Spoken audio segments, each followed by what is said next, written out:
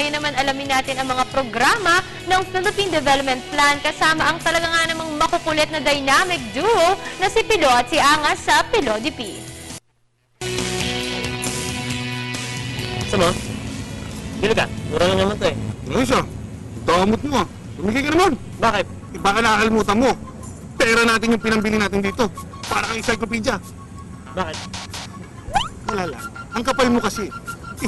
Joke lang, ikaw naman eh. Oh. Teka. Sa panahon ngayon, meron pa bang hindi makasarili? Yung kapitbahay nga natin makasarili eh. Pati yung gobyerno na yan, makasarili din eh. Oh. Hay! Anong pinagsasabi mo? Isang malaking kasinungalingan yun. Pero ngayon, hindi na yan. Posible siguro dati. Ngayon di na. Ganun ba? Eh, paano mo naman nasabi? Kasi nga ngayon, ang yaman ng gobyerno ay binabahagi na sa tao. Alam mo, kung dati, ilan lang ang nakikinabang sa pera ng gobyerno. Eh ngayon, tandaan mo, lahat na tayo nakikinabang, maging ang mahihirap. Maging mahihirap, may ginabang? Oo, sila kasi yung lubos na nakikinabang sa mga proyekto ng gobyerno.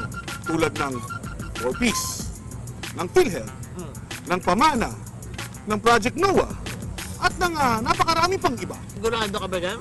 Na talagang makasarili yung gobyerno? Oo naman, sigurado ako dyan. Ang hangad kasi ng gobyerno ngayon ay iparamdam sa ating lahat ang pag-asenso. Payamanin ang mahihirap at hindi lang ang mayaman. Ang tawag dyan, inclusive growth.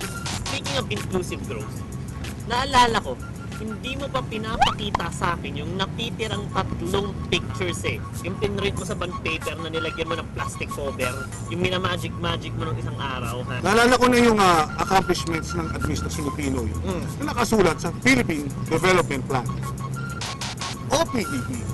Ang plano ng gobyerno para sa ating pag-asenso. Teka lang, nasa na ba yun? Nasa wallet ko yun eh. Bunutin ko lang. Oh! Hey. Ano yun? Sige ka. Ha! Ha! Ayan. Isa yan sa mga gandang pangyayari sa bansa. Laging sa ilalim ni pamunuan ni Pinoy. Magagandang pangyayari? Bakit? Kasama ba to sa Philippine Development Plan o PDP? Oo naman. Itong magandang nangyayari sa bansa. Hindi ito tsamba, no? Nakaplano sa... Nasa ano yan eh? PDP. Ang plano para maramdaman natin ang tunay na pag-asenso o inclusive growth. Ano naman yan? Ilan lang yan sa 35 tons ng aromatic at black rice na na-export natin sa Dubai. Nakakapag-export na tayo ng bigas sa ibang bansa? Oo nga eh. Nagulat nga din ako eh. Kung dati, tayo ang umaangkat ng bigas. Ngayon, tayo na ang nag-export. Pambihira. Magandang pangitain yan para sa sektor ng agrikultura. Ano mo, correct ka dyan. Sa katunayan, no? 40 years na ang nakaraan nang huli tayong nag-export ng bigas sa ibang bansa. Talagang wabalik ang sigla ng Pinas. Dapat tayo magdiwang ngayon. Di ba? Dapat din tayo magpasalamat sa mga magsasaka na nagsusumikap para maging maganda ang ating ani sa Department of Agriculture na gumagabay sa ating mga magsasaka. At syempre, sa lahat ng mga Pinoy na nakikiisa para sa pagtatagumpay ng Pilipinas. Alam mo, take note, no? Ang pag-e-export ng bigas sa ibang bansa ay masusundan pa sa mga susunod na buwan. Masyado kang nagagalak sa tuwa eh. Meron pang 2 litrato dito. Pili ka ulit. Yeah.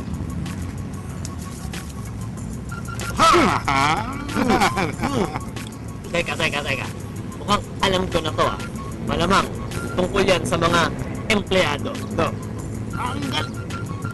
Correct ka dyan! Kasama rin ito kasi plano ng gobyerno sa pag-asenso sa PDP. Teka, ano naman ang tungkol dyan? Bumaba na ba ang unemployment rate o ang bilang ng mga walang trabaho? Oo naman. Nung umupo si Pinoy sa pwesto noong 2010, no? 8% ang unemployment rate. Anyway, naging 7.2 na lang ito noong 2011. At alam mo ba kung bakit? Hindi pa nga.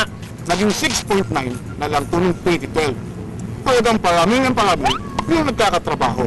At ang maganda rito, patuloy pa itong pinabababa ng pamahalaan.